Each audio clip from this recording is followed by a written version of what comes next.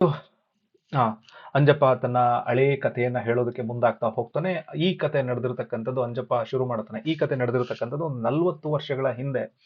So ನಾವು ಜೋಗಿಯವರಾಗಿರೋದ್ರಿಂದ ಜೋಗಿ ಕಸುಬನ್ನ ನಾವು ಮಾಡ್ತಾ ಇರಬೇಕು. ಊರೂರುಗೆಲ್ಲ ಅಲ್ಕೊಂಡು ನಾವು ಆ ಕಸುಬನ್ನ ಮಾಡ್ತಾ ಇರಬೇಕಾದಾಗ ವೇಷವನ್ನ ಹಾಕಿಕೊಂಡು ಎಡ ಹೆಗಲಿಗೆ ಜೋಳಿಗೆ, ಬಲ ಹೆಗಲಿಗೆ ಕಿಂದರೆಯನ್ನು ತೂಗು ಹಾಕೊಂಡು ತಾತನ ಕಾಲದಿಂದಲೂ ಬಂದ ಪದಗಳನ್ನ ಹಾಡ್ಕೊಳ್ತಾ ಹಾಡ್ಕೊಳ್ತಾ ಊರರೆಲ್ಲವನ್ನ ಹೋಗ್ತಾ ಹೋಗ್ತಾ ಭಿಕ್ಷೆಯನ್ನ ಬೇಡ್ಕೊಂಡು ನಾವು ನಮ್ಮ ಬದುಕನ್ನ ಕಟ್ಕೊಂಡು ಹೋಗ್ತಾ ಇದ್ವಿ.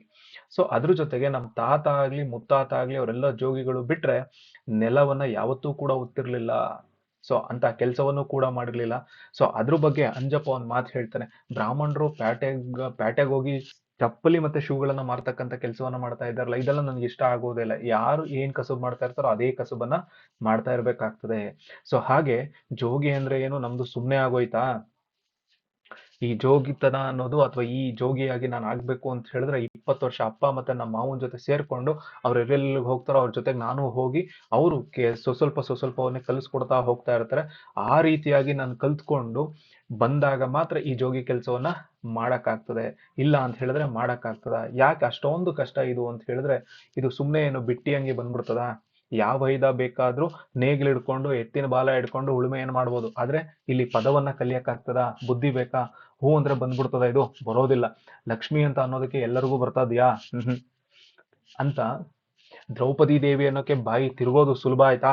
ನಾನು ಕಸುಬು ಕಲ್ತೆ ಅನ್ಬೇಕಾದ್ರೆ ನನಗೆ 25 ವರ್ಷ. ಈ ಜೋಗಿತನವನ್ನ ಮಾಡ್ಬೇಕು ಅಂತ ಹೇಳಿದ್ರೆ ನನ್ನ ಅಪ್ಪ ನನ್ನ ಮಾವನಿಂದ ಹಿಡಿದು ತಾನು ಸ್ವತಂತ್ರವಾಗಿ ಜೋಗಿತನ ಮಾಡ್ಬೇಕು ಅಂತ ಹೇಳಿ 25 ವರ್ಷ ನಾನು ಮಾಡ್ಬೇಕು. ಸೊ ಹೆಂಗೆ BA ಕಷ್ಟಪಟ್ಟು ಓದ್ತಾರಲ್ಲೋ ಹಾಗೆ ನಾನು ಕೂಡ ಇದರಲ್ಲಿ ಕಷ್ಟಪಟ್ಟು ಆ ಒಂದು ಹಂತಕ್ಕೆ ಬಂದಾಗ ಆಮೇಲೆ ನಮ್ಮಪ್ಪ ಏನ್ ಮಾಡ್ತಾನೆ, ನಿನಗೆ 25 ವರ್ಷ ಆಯ್ತು, ಸೊ ಎಲ್ಲವನ್ನ ಕಲ್ತಿದ್ಯಾ, ಇವಾಗ ನೀನು ಸ್ವತಂತ್ರವಾಗಿ ಹೋಗಿ ಅಂತ ಹೇಳಿ ಕಳಿಸ್ತಾನೆ. ಸೊ ಅಲ್ಲಿವರೆಗೂ ನಾವು ಅವ್ರ ಜೊತೆ ಸೇರ್ಕೊಂಡೆ ಆ ಜೋಗಿತನವನ್ನ ಕಲಿಬೇಕಾಗ್ತದೆ. ಆ ಜೋಗಿ ಸಂಪ್ರದಾಯದ ಪ್ರಕಾರ ನಾವು ಅಲಂಕಾರ ಮಾಡ್ಕೊಳ್ಬೇಕಾಗ್ತದೆ. ಇಲ್ಲಿ ಜೋಗಿ ಅಂತಕ್ಕಂಥವನು ಯಾವ ಶೈವನೂ ಅಲ್ಲ, ಅಂದ್ರೆ ಶಿವನ ಆರಾಧಕನೂ ಅಲ್ಲ, ಯಾವ ವಿಷ್ಣುವಿನ ಆರಾಧಕನೂ ಅಲ್ಲ, ಕ್ಷುದ್ರ ದೇವತೆಗಳನ್ನ ಪೂಜಿಸತಕ್ಕಂಥವನು ಅಲ್ಲ. ಆದ್ರೆ ಇದ್ರಲ್ಲಿ ಯಾರನ್ನೂ ಕೂಡ ಅವ್ರು ಬಿಡೋದಿಲ್ಲ, ಎಲ್ಲರನ್ನು ಒಳಗೊಂಡಿರ್ತಕ್ಕಂಥವನು ಅಂತ ಹೇಳಿ. ಅದ್ರ ಜೊತೆಗೆ ಮುಖದ ಮೇಲೆ ವಿಭೂತಿ, ಅರಿಶಿಣ ಈ ಮೂರು ಇರಬೇಕು. ಕಾಡಿಗೆ ಜೋಗಿಯ ಕಣ್ಣು ಬಹು ಕ್ರೂರವಾಗಿರ್ತದೆ. ಅದರಿಂದ ಜನಕ್ಕೆ ಕಣ್ಣಿಗೆ ಕಾಡಿಗೆ ಹಚ್ಚಿಕೊಂಡೇ ತಿರುಗ್ಬೇಕು ನಾವು. ಅಂದ್ರೆ ನಾವು ಆ ವೇಷಭೂಷಣಗಳ ಮೂಲಕವಾಗಿ ನಮ್ಮನ್ನ ಅವರು ಗುರುತಿಸ್ತಾ ಹೋಗ್ತಾರೆ. ಆ ಪದಗಳನ್ನ ಹೇಳೋ ಹೊತ್ನಲ್ಲಿ ನಾವು ಭೀಮ ಹನುಮಂತರ ಪಾತ್ರಗಳನ್ನ ಹೇಳುವಾಗ ನಮ್ಮ ಕಣ್ಣಿಗೆ ಕಾಡಿಗೆಯನ್ನು ಹಚ್ಕೊಂಡಿದ್ದಾಗ ಮಾತ್ರ ಆ ಪಾತ್ರಗಳನ್ನ ನಾವು ತೋರ್ಸೋದಿಕ್ಕಾಗ್ತದೆ. ಈಗ ಭೀಮ ಅಂತ ಹೇಳಿದಾಗ ಭೀಮನ ಭಯಂಕರವಾಗಿರ್ತಕ್ಕಂಥ ರೂಪವನ್ನ ನಾವು ತೋರಿಸ್ಬೇಕು. ಆ ಸಂದರ್ಭಕ್ಕೆ ನಮ್ಗೆ ಏನಿರ್ಬೇಕು, ಕಣ್ಣಿಗೆ ಕಾಡಿಗೆಯನ್ನು ಹಚ್ಕೊಂಡಿರ್ಬೇಕು. ಇಲ್ಲ ಅಂತ ಹೇಳಿದ್ರೆ ತೀಕ್ಷ್ಣವಾಗಿರ್ತಕ್ಕಂಥ ದೃಷ್ಟಿಯನ್ನು ಹೊಂದ್ಕೊಂಡಿಲ್ಲ ಅಂತ ಹೇಳಿದ್ರೆ ಸುಮ್ನೆ ನಮ್ಮ ಜೋಗಿಗಳ ರೀತಿಯಲ್ಲಿ ನಮ್ಮನ್ನು ನೋಡ್ತಾ ಹೋಗ್ತಾರೆ. ಅಂದ್ರೆ ನಾವು ಭಿನ್ನವಾಗಿ ಜೋಗಿತನವನ್ನ ಮಾಡ್ಬೇಕಾದ್ರೆ ಇವೆಲ್ಲವೂ ಕೂಡ ನಮಗೆ ಬೇಕಾಗತ್ತೆ. ಮುಖಕ್ಕೆ ಬಣ್ಣ ಬೇಕು, ಹಂಗೆ ದೇಹಕ್ಕೂ ಕೂಡ ಅದೇ ರೀತಿಯಾಗಿರ್ತಕ್ಕಂಥ ಬಟ್ಟೆಯನ್ನ ನಾವು ಹಾಕೊಳ್ಬೇಕಾಗ್ತದೆ. ಹಾಕೊಂಡಾಗ ಮಾತ್ರ ನಾವು ಇದನ್ನೆಲ್ಲವನ್ನ ಮಾಡೋದಕ್ಕೆ ಆಗ್ತದೆ. ಸೊ ಹೀಗೆ ಅಂಜಪ್ಪ ಪ್ರಾಯದಲ್ಲಿ ಇದ್ದಾಗ ಅವನು ನೋಡೋದಕ್ಕೆ ತುಂಬಾ ಚೆನ್ನಾಗಿರ್ತಿದ್ದ. ಸೊ ವೇಷವನ್ನ ಹಾಕೊಂಡ ಅವನ ಪದ ಹೇಳ್ತಾ ಬರ್ತಿದ್ರ ಊರಿನ ಹೆಂಗಸರೆಲ್ಲರೂ ಕೂಡ ಮಕ್ಕಳು ಅವನನ್ನ ಸುಮ್ಮನೆ ಸುತ್ಕೊಂಡ್ಬಿಟ್ಟು ಅವನು ಹೇಳ್ತಾ ಇರ್ತಕ್ಕಂಥ ಮಾತೆಲ್ಲವನ್ನ ಅಥವಾ ಹಾಡನ್ನೆಲ್ಲವನ್ನ ಕೇಳ್ತಾ ಇದ್ರು. ಅದ್ರ ಜೊತೆಗೆ ನಾನೇನಾದ್ರೂ ಪದ ಹೇಳ್ತಿದ್ದೀನಿ ಅಂತ ಹೇಳಿದ್ರೆ ಊರಿನ ದೊಡ್ಡ ಗೌಡ್ರು ಮನೆ ಮಂದಿ ಸೇರಿಸ್ಕೊಂಡು ನನ್ನ ಹತ್ರ ಪದವನ್ನ ಹೇಳಿಸ್ಕೊಳ್ತಾ ಇದ್ರು. ಸೊ ಪದವನ್ನ ಕೇಳಿಸ್ಕೊಳ್ತಾ ಇದ್ರು. ಸೊ ಹೀಗೆ ನನ್ನ ಜೋಗಿತನ ಅನ್ನೋದು ನಡ್ಕೊಂಡು ಹೋಗ್ತಾ ಇರ್ತಕ್ಕಂತಹ ಸಂದರ್ಭ ಹೊಂದಿತ್ತು. ಸೊ ಹೀಗೆ ಇರ್ತಕ್ಕಂತಹ ಸಂದರ್ಭದಲ್ಲಿ ಒಂದು ಕಾಳಾಪುರ. ಸೊ ಇಲ್ಲಿ ಆ ಕಾಳಾಪುರ ಅಂತಕ್ಕಂಥದ್ದು ಮರ್ತಿರೋದ್ರಿಂದ ಹಾಗೆ ಈ ಒಂದು ಹೆಸರನ್ನ ಇಲ್ಲಿ ಇಟ್ಕೊಂಡಿದ್ದಾರೆ. ಸೊ ಆ ಕಾಳಾಪುರ ಅಂತಕ್ಕಂಥ ಒಂದು ಊರು ತಕ್ಕ ಮಟ್ಟಿಗೆ ದೊಡ್ಡ ಊರಾಗಿತ್ತು. ಅಲ್ಲಿಗೆ 2 ದಿವಸ 3 ದಿವಸ ಅಲ್ಲೇ ಇದ್ದು ಹಾಡು ಮತ್ತೆ ಭಿಕ್ಷೆ ಎಲ್ಲವನ್ನ ಬೇಡ್ಕೊಂಡು ಈ ಕಡೆಗೆ ಬರ್ತಾ ಇರ್ತದೆ. ಇದ್ರ ಜೊತೆಗೆ ಅಲಂಕಾರ ಬೇರೆ ಮಾಡ್ಕೊಂಡು ಹಳ್ಳಿ ಹೋದ್ರೆ ಇವನ್ ರೂಪಕ್ಕೆ ಮೆಚ್ಚತಕ್ಕಂತ ಹಳ್ಳಿಯ ಹೆಂಗಸರು ತುಂಬಾ ಇರ್ತಿದ್ರು. ನಾಟಕದಲ್ಲಿ ಇವನನ್ನ ನೋಡಿದ್ರೆ ನಟನನ್ನ ಮೆಚ್ಚುವ ಸ್ತ್ರೀಯರಂತೆ ಇವನನ್ನೇ ನೋಡ್ಕೊಂಡು ಆ ಹೆಂಗಸರೆಲ್ಲರೂ ಕೂಡ ಇವನನ್ನ ಇಷ್ಟಪಡ್ತಕ್ಕಂಥ ಮಟ್ಟಕ್ಕೆ ಇವನು ಆ ರೀತಿಯಾಗಿರ್ತಕ್ಕಂಥ ರೂಪ ಲಾವಣ್ಯವನ್ನ ಅವನು ತೋರಿಸ್ತಾ ಇದ್ದ. ಇದ್ರ ಜೊತೆಗೆ ಯಾರಾದ್ರೂ ಇವನ ಸಂಗಡ ಮಾತನಾಡ್ತಿದ್ರೆ ಅವರನ್ನ ಗದರಿಸೋರು ಕೂಡ ಇರ್ತಿದ್ರು. ಸ್ವಲ್ಪ ಚಿಕ್ಕ ವಯಸ್ಸಿನವರಾದ್ರೆ ಅಂಜಪ್ಪ ಹಿಂದೆಗೀತಿದ್ದ. ಅಂದ್ರೆ ಏನ್ ಹೇಳ್ತಿದಾರೆ, ಆ ಊರ್ನಲ್ಲಿ ಯಾರಾದ್ರೂ ಇವನು ಹಾಡು ಹೇಳ್ಕೊಳ್ತಾ ಬರ್ತಾ ಇದ್ದಾಗ ಸ್ವಲ್ಪ ಏಜ್ ಆಗಿರ್ತಕ್ಕಂಥ ಸ್ತ್ರೀಯರಿದ್ರೆ ಅವ್ರ ಜೊತೆ ಆರಾಮಾಗಿ ಕುತ್ಕೊಂಡು ಆರಾಮಾಗಿ ಹಾಡನ್ನ ಹೇಳಿ ಬರ್ತಾ ಇದ್ದ. ಅಂತ ಸಂದರ್ಭದಲ್ಲಿ ಇವನು ಯಾವುದೇ ರೀತಿಯಾಗಿರ್ತಕ್ಕಂಥ ಹಿಂಜರಿಕೆ ಅನ್ನೋದು ಇರ್ತಿರ್ಲಿಲ್ಲ. ಆದ್ರೆ ಅದೇ ಊರಿನಲ್ಲಿರ್ತಕ್ಕಂಥ ಇವನಿಗಿನ್ನ ಕಡಿಮೆ ವಯಸ್ಸಿನ ಹೆಂಗಸರು ಏನಾದ್ರು ಅವನ ಜೊತೆ ಹಾಡನ್ನ ಕೇಳ್ಕೊಂಡು ಕೂತ್ಕೊಳ್ತಿದ್ರು ಅಂತ ಹೇಳಿದಾಗ ಸ್ವಲ್ಪ ಹಿಂಜರಿಕೆ ಆಗ್ತಾ ಇತ್ತು. ಯಾಕೆ ಅಂತ ಹೇಳಿದ್ರೆ ಆ ಊರಿನ ಗಂಡಸರು ಅವರ ಬಗ್ಗೆ ಒಂದು ರೀತಿಯಾಗಿರ್ತಕ್ಕಂಥ ಮಾತುಗಳನ್ನ ಹೇಳ್ತಾ ಹೋಗ್ತಾ ಇರ್ತಿದ್ರು. ಅದಕ್ಕೆ ಆ ಊರಿನ ಗಂಡಸರೆಲ್ಲ ಏನ್ ಹೇಳ್ತಾ ಇದ್ರು, ಏನಯ್ಯ ಜೋಗಿ ಭಿಕ್ಷೆ ತಗೊಂಡು ಹೋಗೋದ್ ಬಿಟ್ಟು ಮನೆ ಹೆಂಗಸರು ಕೂಡ ಸರ್ಸಾಡ್ತಿದ್ಯಾ ಅಂತ ಹೇಳಿ, ನಡಿ ಆಚೆಗೆ ಅಂತ ಹೇಳಿ ಹೇಳೋರು ಕೆಲವೊಬ್ರು. ಅದೇ ಇನ್ ಕೆಲವರು ಏನ್ ಹೇಳ್ತಾ ಇದ್ರು, ಏನ್ ಜೋಗಪ್ಪ ಪರವಾಗಿಲ್ಲ ಎಂದು ನಗುವರು. ಭಿಕ್ಷೆಯಿಂದ ಜೀವಿಸುವ ಮನುಷ್ಯನಿಗೆ ಈ ಎರಡು ಮಾತ್ ಸಾಕಾಗಲ್ವಾ? ಈ ಮಾತನ್ನ ಕೇಳಿದ ತಕ್ಷಣ ನಂಗೆ ಏನಾಗ್ತಾ ಇತ್ತು, ಪರಿಸ್ಥಿತಿ ಯಾಕೋ ಸರಿ ಇಲ್ಲ ಅಂತ ಹೇಳ್ಬಿಟ್ಟು ಹೊರಟ್ಬಿಡ್ಬೇಕು ಅಂತ ಅನ್ಸೋದು ಮಟ್ಟಕ್ಕೆ ಆ ಊರಿನ ಜನ ಮಾತಾಡ್ತಾ ಹೋಗ್ತಾ ಇದ್ರು. ಹೀಗೆ ಒಂದ್ಸಲ ಕಾಳಾಪುರದಲ್ಲಿ ಆ ಊರಿನ ಗೌಡ ಏನಿದ್ದಾನಲ್ಲ, ಆ ಊರಿನ ಗೌಡನ ಈ ಮನೆಯವರು ಅಥವಾ ಹೆಂಡತಿ ಕೂರಿಸ್ಕೊಂಡು ಪದವನ್ನ ಕೇಳ್ತಾ ಇದ್ರು. ಆ ಗೌಡನಿಗೆ ಅವಳು ಮೂರನೇ ಹೆಂಡತಿ. ಪದ ಹೇಳಿದ್ಮೇಲೆ ಸ್ವಲ್ಪ ಎಲೆ ಅಡಿಕೆ ಕೊಟ್ರು. ಕೊಟ್ಟಾದ್ಮೇಲೆ ನಾನು ಸ್ವಲ್ಪ ಹಾಕೊಂಡೆ. ಹಾಗೆ ಕೂತ್ಕೊಂಡಿರ್ತಕ್ಕಂಥ ಸಂದರ್ಭದಲ್ಲಿ ಗೌಡ ಬಂದು ಹೇಳ್ತಾನೆ, ಕೋಪಿಸ್ಕೊಂಡು ಹೇಳ್ತಾನೆ, ಏನು ಸ್ವಲ್ಪ ಕೆಟ್ಟದಾಗಿರ್ತಕ್ಕಂಥ ಮಾತನ್ನ ಹೇಳಿ ಬಳಸ್ತಾನೆ. ಸೊ ಆ ಬಳಸಿದ ಮೇಲೆ ಇವನು ಅಂಜಪ್ಪ ಹೇಳ್ತಾನೆ, ನನ್ನನ್ನು ಏನೋ ಮಾತಾಡ್ಬಿಟ್ರಿ ಗೌಡ್ರೆ, ನೀವು ನಿಮ್ಮ ಹೆಂಡ್ರನ್ನ ಏನಂತ ತಿಳ್ಕೊಂಡಿದ್ದೀರಾ? ನೀವು ಮಾನಮಂತ್ರ ಆದ್ರೆ ನಿಮ್ಮ ಹೆಂಡ್ರಿಗೆ ಹೇಳಿರಿ, ನನ್ನನ್ನು ಯಾಕೆ ಹೇಳ್ತೀರಾ ಅಂತ ಹೇಳಿ ಜೋರಾಗಿ ಗೌಡನಿಗೆ ಹೇಳ್ತಾನೆ. ಎಚ್ಚರಿಕೆಯಿಂದ ಇರಲೇ ಜೋಗಿ ಅಂತ ಹೇಳ್ಬಿಟ್ಟು ಆ ಗೌಡನು ಕೂಡ ಅವನಿಗೆ ಹೇಳ್ತಾನೆ, ಅಕಸ್ಮಾತ್ ನೀನು ಇನ್ನೂ ಜಾಸ್ತಿ ಮಾತಾಡೋದು ನಿನ್ನ ಬಲಿ ಹಾಕ್ಬಿಡ್ತೀನಿ ಅಂತ ಹೇಳ್ಬಿಟ್ಟು ಅವನು ಕೂಡ ಹೇಳ್ತಾನೆ. ಹೀಗೆ ಈ ಒಂದು ಇನ್ಸಿಡೆಂಟ್ ಆದ್ಮೇಲೆ ಅಂಜಪ್ಪ ಕಾಳಾಪುರಕ್ಕೆ ಒಂದ್ಸಲ ಎರಡ್ ಸಲ ಹೋಗಿ ಬಂದಿರ್ತಾನೆ. ಆ ಸಂದರ್ಭದಲ್ಲಿ ಆ ಊರಿನಲ್ಲಿ ಯಾವ ವಿಶೇಷವೂ ಕೂಡ ಆಗಿರ್ಲಿಲ್ಲ. ಮೂರನೇ ಸಲ ಹೋಗಿದ್ದಾಗ ಆ ಊರಿನ ಯಾವುದೋ ಒಂದು ಕೇರಿನಲ್ಲಿ ಯಾವುದೋ ಒಂದು ಜಗಲಿ ಮೇಲೆ ಕೂತ್ಕೊಂಡು ಪದ ಹೇಳ್ತಾ ಇರ್ಬೇಕಾದಾಗ ಆ ಪಕ್ಕದ ಮನೆ ಹೆಣ್ಣು ಆ ಪದವನ್ನ ಕೇಳ್ತಾ ಬಾಗ್ಲಲ್ಲಿ ನಿಂತ್ಕೊಂಡಿದ್ಲು. ಅವಳು ಕೇಳ್ತಾ ಕೇಳ್ತಾ ಹಾಡೆಲ್ಲ ಮುಗಿದ ಮೇಲೆ ಇವನನ್ನ ಕರೆದು ಭಿಕ್ಷೆಯನ್ನ ಹಾಕ್ತಾಳೆ. ಮಾರನೇ ದಿವಸ ಅಂಜಪ್ಪ ಅಲ್ಲಿಗೆ ಹೋಗಿ ಪದವನ್ನು ಹೇಳ್ತಾನೆ. ಆ ಹೆಣ್ಣು ಅವನನ್ನ ಕರೆದು ಮನೆ ಹತ್ರ ಕೂರಿಸಿ ಪದ ಹೇಳಿಸಿ ಭಿಕ್ಷೆ ಹಾಕ್ತಾಳೆ. ಮತ್ತೆ ಹಳ್ಳಿಗೆ ತಕ್ಕ ಮಟ್ಟಿಗೆ ಅದು ದೊಡ್ಡ ಮನೆ ಆಗಿರ್ತದೆ. ಅಂಜಪ್ಪ ಅದು ಯಾರ ಮನೆ ಏನೋ ಎಂದ ಎಲ್ಲವನ್ನ ವಿಚಾರಿಸ್ಕೊಳ್ತಾನೆ. ಆ ಹುಡುಗಿ ಯಾರ ಅಂದ್ರೆ ಯಾವ ಊರಿಂದ ತಂದಿರ್ತಕ್ಕಂಥ ಹುಡುಗಿ, ಯಾರ ಮನೆ ತಂದೋಳು ಅಥವಾ ಯಾರ ಮಗಳು ಅಂತ ಎಲ್ಲವನ್ನ ಕೇಳ್ಕೊಂಡು ಆ ಮನೆಯ ವಿಚಾರವನ್ನೆಲ್ಲ ಅವ್ನು ತಿಳ್ಕೊತಾನೆ. ಆದ್ರೂ ಕೂಡ ಈ ಸಂದರ್ಭಕ್ಕೆ ಅದಿಲ್ಲ. ಏನು ಮದುವೆ ಆಗಿರ್ತಾನಲ್ಲ ಅವನ್ ಸ್ವಲ್ಪ ಪೋಲಿ ಬಿದ್ದಿರ್ತಾನೆ. ಅದ್ರ ಜೊತೆಗೆ ಆ ಮನೆಯಲ್ಲಿ ವಾಸ ಮಾಡ್ತಾ ಇರ್ತಕ್ಕಂಥವ್ರು, ಅವಳ ಗಂಡ, ಅವಳು ಮತ್ತೆ ಅವರ ಅತ್ತೆ, 3 ಜನ ವಾಸ ಮಾಡ್ತಾ ಇರ್ತಾರೆ. ಮನೆಯ ಬದುಕಿಗಾಗಿ ಅವ್ರು ಏನ್ ಮಾಡ್ತಿರ್ತಾರೆ ಅಂತ ಹೇಳಿದ್ರೆ ಕೋಳಿಯನ್ನ ಸಾಕಣೆ ಮಾಡ್ತಾ ಇರ್ತಾರೆ. ಇದು ವ್ಯಾಪಾರವನ್ನು ಕೂಡ ಮಾಡ್ತಾ ಇಟ್ಕೊಂಡಿರ್ತಾರೆ. ಸೊ ಹೀಗೆ ಒಂದ್ಸಲ ಅಂಜಪ್ಪ ಕಾಳಾಪುರಕ್ಕೆ ಹೋದಾಗ ಪುನಃ ಅದೇ ಮನೆ ಹತ್ರಕ್ಕೆ ಹೋಗ್ತಾನೆ. ಹುಡುಗಿ ಬಹಳ ಚೆನ್ನಾಗಿದ್ದಾಳಲ್ವಾ ಅಂತ ಹೇಳಿ ಅನ್ಕೊಳ್ತಾನೆ. ಬಟ್ ಅವನಲ್ಲಿ ಯಾವುದೇ ರೀತಿಯಾಗಿರ್ತಕ್ಕಂಥ ಕೆಟ್ಟ ಉದ್ದೇಶ ಆ ಹುಡುಗಿಯ ಮೇಲೆ ಅವನಿಗೆ ಕಾಣೋದಿಲ್ಲ. ಮೆಚ್ಚುಗೆ ಇದೆ ಅಂತ ಹೇಳಿದ್ಮೇಲೆ ಮೆಚ್ಚುತ್ತಾನೆ. ಅದಾದ್ಮೇಲೆ ಊರಿನ ಜನ ಅಥವಾ ಕೇರಿಯ ಜನ ಎಲ್ಲರೂ ಕೆಲಸ ಕಾರ್ಯಗಳ ಕಡೆ ಹೋಗಿದ್ಮೇಲೆ ಇವನು ಆ ಹುಡುಗಿ ಮನೆ ಹತ್ರಕ್ಕೆ ಹೋಗ್ಬಿಟ್ಟು ಎಲೆ ಅಡಿಕೆ ಹಾಕೊಂಡು ಕುತ್ಕೊಂಡಿರ್ತಾನೆ. ಸ್ವಲ್ಪ ಹೊತ್ತಿನ ಮೇಲೆ ಹುಡುಗಿ ಆ ಬಾಗಿಲ ಬಳಿ ಹತ್ರಕ್ಕೆ ಬಂದ್ಬಿಟ್ಟು, ಜೋಗಪ್ಪ ನೀನು ಊರಿಂದ ಹೊರಗಡೆ ಹೋಗ್ತಾ ಇರ್ತಿಲ್ಲ ಅಥವಾ ಈ ಊರ್ ಬಿಟ್ಟು ಮತ್ತೊಂದು ಊರಿಗೆ ಹೋಗ್ತಾ ಇರ್ತಿಲ್ಲ, ಆ ಟೈಮ್ಗೆ ನಮ್ಮ ಮನೆ ಹತ್ರ ಬಂದು ಹೋಗಮ್ಮ, ಬಂದು ಹೋಗು ಅಂತ ಹೇಳ್ತಾನೆ. ಯಾಕಮ್ಮ, ನಾನೀಗ ಹೊರಡ್ತಾ ಇದ್ದೀನಿ, ಏನ್ ಹೇಳು ಅಂತ ಹೇಳ್ತಾರೆ. ನಿನ್ ಪದ ಕೇಳಿ ನನಗೆ ಬಹಳ ಸಂತೋಷ ಆಯ್ತು. ನಿನ್ಗೆ ಏನಾದ್ರು ಕೊಡ್ಬೇಕು ಅಂತ ಅನ್ಕೊಂಡು ಏನ್ ಕೊಡ್ಲಿ ಅಂತ ಗೊತ್ತಾಗ್ತಾ ಇಲ್ಲ ಅಂತ ಹೇಳಿ ಹೇಳ್ತಾಳೆ. ಅದಾದ್ಮೇಲೆ ನೀನ್ ಹೋಗ್ಬೇಕಾದಾಗ ಬಂದು ಹೋಗು, ನಿನ್ಗೆ ಏನಾದ್ರು ಒಂದು ಕೊಡ್ಬೇಕು, ಏನಾಗತ್ತೆ ಅಂತ ಹೇಳ್ತಾನೆ. ಅಂದ್ರೆ ನಾನು ಇವಾಗ್ಲೇ ಹೊರಡ್ತಿದ್ದೀನಿ ಅಂತ ಹೇಳಿ ಹೇಳ್ತಾನೆ.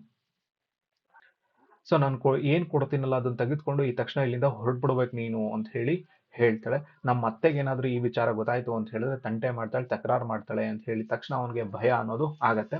ಈ ತಕ್ಷಣಕ್ಕೆ ಅವಳು ಕೊಡ್ತಕ್ಕಂಥದ್ದನ್ನ ಬೇಕು ಅಥವಾ ಬೇಡ ಯಾವುದು ಹೇಳೋದಕ್ಕೆ ಅವನ ಕೈಲಿ ಆಗೋದಿಲ್ಲ. ಸೊ ಅವಾಗ್ಲೇ ಅಲ್ಲಿ ನಿಂತಿರ್ತಕ್ಕಂಥ ಸಂದರ್ಭದಲ್ಲಿ ಆ ಹುಡುಗಿ ಒಳಗಡೆ ಹೋಗ್ಬಿಟ್ಟು ಒಂದು ಕೋಳಿ ಹಿಡ್ಕೊಂಡ್ಬಂದು ಜೋಗಪ್ಪ ಇಲ್ಲಿ ಬಾ ಅಂತ ಹೇಳಿ ಕರೀತಾಳೆ. ಕರೆದ ತಕ್ಷಣ ಅವನು ಹೋಗಿ ಜೋಳಿಗೆ ನಿಡಿ ಅಂತ ಹೇಳ್ತಾಳೆ.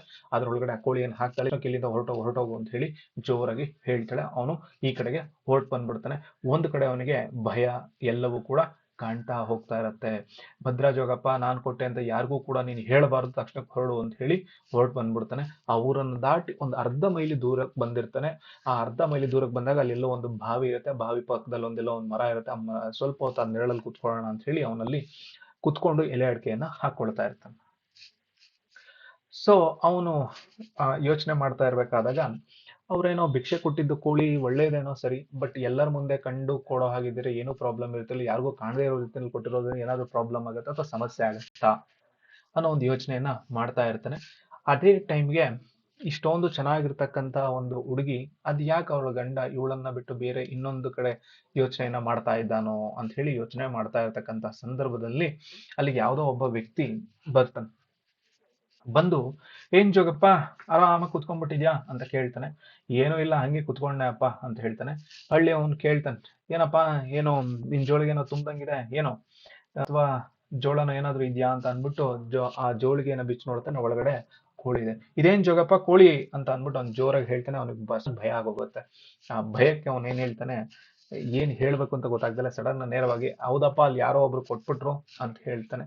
ಅದಾದ್ಮೇಲೆ ಇಲ್ಲಿ ಕುತ್ಕೊಂಡು ಮಾತಾಡ್ತಾ ಇದ್ರೆ ಅಥವಾ ಕುತ್ಕೊಂಡಿದ್ರೆ ನನ್ಗೆ ಏನಾದ್ರೂ ಒಂದು ಸಮಸ್ಯೆ ಉಂಟಾಗ್ಬೋದು, ಇಲ್ಲಿಂದ ಬೇಗ ಹೊರಡ್ಬಿಡ್ಬೇಕು ಅಂತ ಹೇಳಿ ಎದ್ದು ಹೊರಡಬೇಕು ಅನ್ನೋ ಟೈಮ್ಗೆ ಆ ಕಡೆಯಿಂದ, ಊರಿನ ಕಡೆಯಿಂದ ಒಬ್ಬ ವಯಸ್ಸಾಗಿರ್ತಕ್ಕಂಥವ್ರು ಒಬ್ಬ ಈ ಕಡೆಗೆ ಬರ್ತಾ ಇದ್ದಾರೆ. ಅದ್ರ ಹಿಂದ್ಗಡೆ ನನಗೆ ಕೋಳಿ ಕೊಟ್ಟಿರ್ತಕ್ಕಂತಹ ಹೆಂಗಸನು ಕೂಡ ಬರ್ತಾ ಇದ್ದಾಳೆ. ಅದನ್ನ ನೋಡುತ್ತಾನೆ.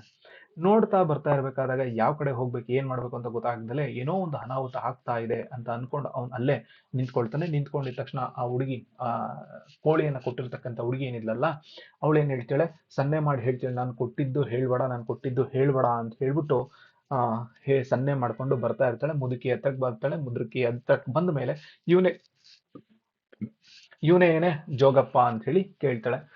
ಅದಕ್ಕೆ ಆ ಕೇಳಿದ ತಕ್ಷಣ ಅದ್ರ ಜೊತೆಗೆ ಅವನು ಕೂಡ ಇನ್ನೊಬ್ಬ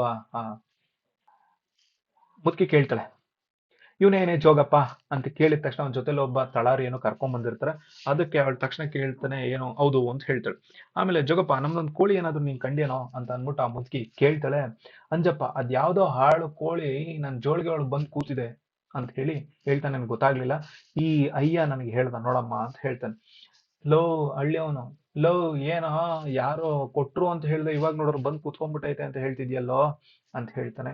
ಅದಕ್ಕೆ ಅವನ್ ಮಂಜಪ್ಪ ಹೇಳ್ತಾನೆ, ನಮ್ಮಪ್ಪ ಈ ಜೋಗಿ ಒಂದ್ ಇಡೀ ಹಕ್ಕಿ ಹಾಕೋದೇ ಕಷ್ಟ, ಅದ್ರಲ್ಲಿ ಕೋಳಿ ಹೆಂಗ್ ಕೊಡ್ತಾರ. ಆ ತಕ್ಷಣಕ್ಕೆ ತಳಾರಿ ಜೋಳಿಗೆ ನೋಡ್ತಾನೆ. ಅಷ್ಟೊತ್ತಿಗಾಗ್ಲೇ ಆ ಕೋಳಿ ಏನಿದೆಯಲ್ಲ ಅದು ಮೂರ್ಛೆ ಹೋಗಿರ್ತಕ್ಕಂಥ ಸಂದರ್ಭ. ಈ ತಕ್ಷಣಕ್ಕೆ ಆ ಮುದುಕಿ ಮತ್ತೆ ಏನ್ ಹೇಳ್ತಾಳೆ ಅಂದ್ರೆ, ಪರವಾಗಿಲ್ಲ ಪದ ಹೇಳ್ತಾನೆ ಅಂತ ಮನೆ ಹತ್ರ ಬಿಟ್ರೆ ಕೋಳಿನೇ ಎಗರಿಸ್ತಿಯಲ್ಲೋ ಅಂತ ಹೇಳ್ತಾಳೆ. ನಡಿ ಊರ್ ಗೌಡ್ರ ಹತ್ರ ಹೇಳೋಣ, ಚೆನ್ನಾಗಿ ನಿನಗೆ ಮಾಡಸನ್ ಜೋಗಿತನನ ಅಂತ ಹೇಳ್ಬಿಟ್ಟು ಹೇಳ್ತಾರೆ. ನೀನ್ ಕೋಳಿ ಆದ್ರೆ ನೀನ್ ತಕ್ಕೊಂಡು ಹೋಗಿ ನನ್ನ ತಂಟೆಗೆ ನೀನ್ ಬರ್ಬೇಡ ಅಂತ ಹೇಳಿದ ತಕ್ಷಣ ಏನಪ್ಪಾ ಸಾಬಸ್ತನ್ ತರ ಮಾತಾಡ್ತಿದ್ಯಲ್ಲ ನೀನು, ಕೋಳಿ ಮತ್ತೆ ಅದು ಕೋಳಿ ಕದಿಲಿಲ್ಲ ಅಂದ್ರೆ ಕೋಳಿ ಅನ್ನೋದು ನಿನ್ನ ಹತ್ರ ಹೆಂಗ್ ಬಂತು ಅಂತ ಹೇಳಿ ಕೇಳ್ತಾನೆ. ಇವೆಲ್ಲವೂ ಕೂಡ ನಮ್ದಲ್ಲ, ಇದೆಲ್ಲ ನಾನ್ ಕೊಟ್ಟಿದ್ದಲ್ಲ ಅನ್ನೋದನ್ನ ಸನ್ನೆ ಮಾಡಿ ಅವಳು ಹೇಳ್ತಾ ಇದ್ದಾಳೆ. ಸೊ ಆದ ತಕ್ಷಣ ಕಂಚಪ್ಪ ಏನ್ ಮಾಡ್ತಾನೆ, ಏನು ಮಾತಾಡಕ್ ಆಗ್ದಲೆ ಏನ್ ಮಾಡ್ತಾರೆ, ತಳಾರಿ ಇವೆಲ್ಲವನ್ನ ನೋಡ್ಕೊಂಡು, ನಡ್ರಿ ಊರಿನ ಗೌಡ್ರ ಹತ್ರಕ್ಕೆ ಹೋಗೋಣ ಅಂತ ಹೇಳ್ಬಿಟ್ಟು ಅವರೇ ನ್ಯಾಯ ಮಾಡ್ಲಿ ಅಂತ ಹೇಳಿ ಊರಿನ ಕಡೆಗೆ ಕರ್ಕೊಂಡು ಬರ್ತಾರೆ. ಊರಿನ ಕಡೆ ಕರ್ಕೊಂಡ್ ಬಂದಾಗ ಗೌಡನ್ ಮೊದ್ಲೇ ನನ್ ಮೇಲೆ ಕೋಪ ಇದೆ. ಆ ಕೋಪದಲ್ಲಿ ಇದನ್ನು ಕೂಡ ಸೇರಿಸ್ಕೊಂಡು ಇನ್ನೂ ಜಾಸ್ತಿ ಕೋಪ ಆಗತ್ತೆ, ನನ್ ಮೇಲೆ ಏನಾದ್ರು ಮಾಡ್ಬೋದೇನೋ ಅಂತ ಹೇಳಿ ಊರಿನ ಕಡೆಗೆ ಬರ್ತಾರೆ. ಊರಿನ ಕಡೆಗೆ ಬಂದ್ಬಿಟ್ಟು ಗೌಡನು ಕೂಡ ಹೇಳ್ತಾನೆ, ಏನೋ ಜೋಗಿ ಇಷ್ಟ ದಿನ ಹೇಳಿದ್ದು ಪದ ಅಲ್ಲ, ಈಗ ಲಾಕಪ್ಪಿ ಕಳಿಸ್ತೀನಿ ಬಾ ಅಂತ ಹೇಳಿ ಸ್ಟೇಷನ್ಗೆ ರಿಪೋರ್ಟ್ನ ಜೊತೆಗೆ ಕಳಿಸ್ತಾರೆ. ಅಲ್ಲಿಗೆ ಹೋದ ಮೇಲೆ ಏನ್ ಹೇಳ್ತಾನೆ, ನಾನು ಕೋರ್ಟಿನ ದಿನ ಏನಿರುತ್ತೋ ಅವತ್ತಿಗೆ ನಾನು ಬಂದು ಮಾತಾಡ್ತೀನಿ ಅಂತ ಹೇಳಿ ಜಾಮೀನನ್ನ ಪಡ್ಕೊಂಡು ಬರ್ತಾನೆ. ಸೊ ವಿಚಾರಣೆಗೆ ಬರ್ತದೆ. ವಿಚಾರಣೆಗೆ ಬಂದಾಗ ಏನಾಗತ್ತೆ, ಜೋಗಪ್ಪ ಇವ್ರ ಮನೆ ಹತ್ರ ಇದ್ದದ್ದು ನಿಜ, ಅದನ್ನ 3 ಜನ ನೋಡಿದ್ದಾರೆ. ಮ್ಯಾಜಿಸ್ಟ್ರೇಟು ಅಂಜಪ್ಪನನ್ನು ಕೇಳ್ತೀರ. ಅಂಜಪ್ಪ ಹೇಳ್ತಾನೆ, ಬುದ್ಧಿ ನಾ ಹೇಳ್ತಾ ಇರ್ಬೇಕಾದ್ರೆ ಕೋಳಿ ಬಂದು, ಅಥವಾ ನಾನೇನ್ ಪದ ಹೇಳ್ತಾ ಇದ್ನಲ್ಲ ಆ ಟೈಮಲ್ಲಿ ಕೋಳಿ ನನ್ನ ಜೋಳಿಗೆ ಬೆಚ್ಚಗಿದೆ ಅಂತ ಅಂದ್ಬಿಟ್ಟು ಬಂದು ಕೂತ್ಕೊಂಡಿರ್ಬೋದು ಅಥವಾ ಸೇರ್ಕೊಂಡಿರ್ಬೋದು, ಅದು ನನಗ್ ಗೊತ್ತಿಲ್ಲ, ನಾನು ತಗೊಂಬಂದ್ಬಿಟ್ಟೆ ಅಂತ ಹೇಳ್ತಾನೆ. ಏನಿದೆ ಪುರಾಣ ನನ್ಗೇನ್ ಹೇಳ್ತಿದ್ಯಾನೋ, ಸತ್ಯ ಏನ್ ಕರೆಕ್ಟ್ ಆಗಿ ಹೇಳು ಅಂತ ಹೇಳ್ತಾನೆ. ಮಾಸ್ವಾಮಿ ನಿಜವಾಗ್ಲೂ ನಾನು ಸತ್ಯನೇ ಹೇಳ್ತಾ ಇದ್ದೀನಿ, ದೇವ್ರ ಮೇಲೆ ಆಣೆ ಇಟ್ಟೆ ನಾನು ಹೇಳ್ತಾ ಇದ್ದೀನಿ. ನೀನ್ ಕೋಳಿ ಕದಿಲಿಲ್ಲ ಅನ್ನೋ, ಕೋಳಿ ಜೋಳಿಗೆಗೆ ತಾನೇ ಬರಿಲ್ಲ, ಯಾರಾದ್ರೂ ಕೊಟ್ರೇನ್ ಹೇಳು ಅಂತ ಕೇಳ್ತಾನೆ. ಅವಾಗ್ಲೂ ಕೂಡ ಅವನೇನು ಮಾತಾಡೋದಿಲ್ಲ.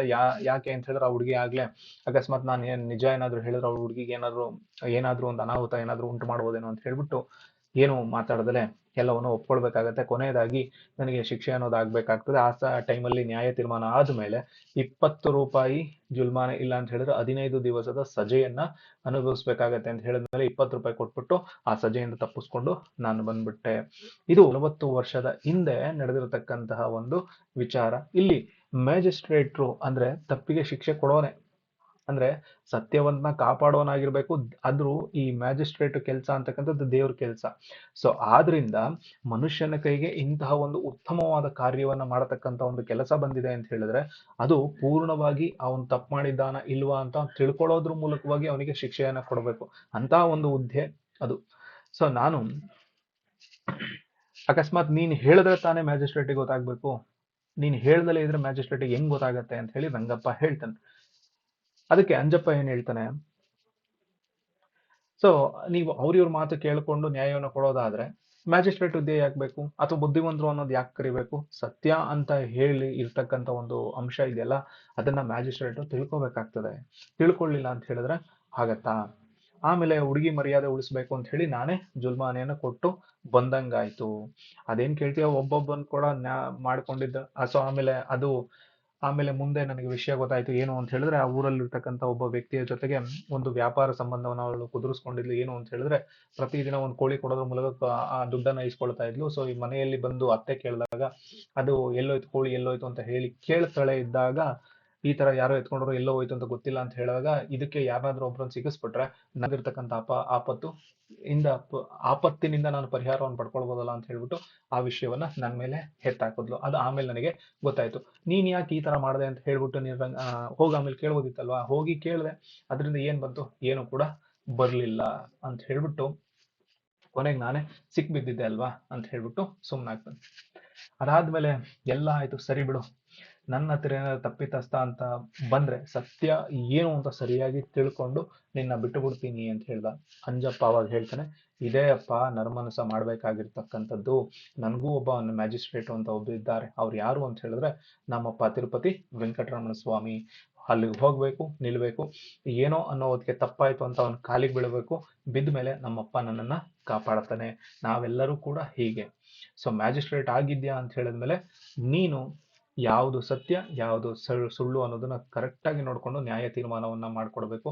ಅಷ್ಟು ದೂರದಿಂದ ನಾನು ನಿನ್ನನ್ನ ನೋಡಕ್ಕೆ ಅಂತ ಹೇಳಿ ಬಂದಿದ್ದೀನಿ, ನನ್ಗೇನು ಎಲೆ ಅಡಿಕೆಯನ್ನು ಕೊಡ್ಸಲ್ವಾ ಅಂತ ಹೇಳ್ತಾನೆ. ಅಲ್ಲಿರ್ತಕ್ಕಂಥ ಹುಡುಗರಿಗೆ ಕರೆದು ಎಲೆ ಅಡಿಕೆಯನ್ನ ಕೊಡಿಸ್ತಾರೆ. ನಾ ಹೇಳಿರ್ತಕ್ಕಂಥದ್ದೆಲ್ಲವೂ ಕೂಡ ತುಂಬಾ ಚೆನ್ನಾಗಿ ನೀನ್ ನೆನಪಲ್ಲಿ ಇಟ್ಕೊಂಡು ಅದನ್ನ ಪಾಲಿಸ್ತೀಯ ಅಂತ ಅನ್ಕೊಂಡಿದ್ದೀನಪ್ಪ ಅಂತ ಹೇಳಿ ನಾನು ಇನ್ನು ಹೊರಡ್ತೀನಿ ಅಂತ ಹೇಳಿ ಅಂಜಪ್ಪ ರಂಗಪ್ಪನ ಹೇಳಿ ಹೊರಡ್ತಾನೆ.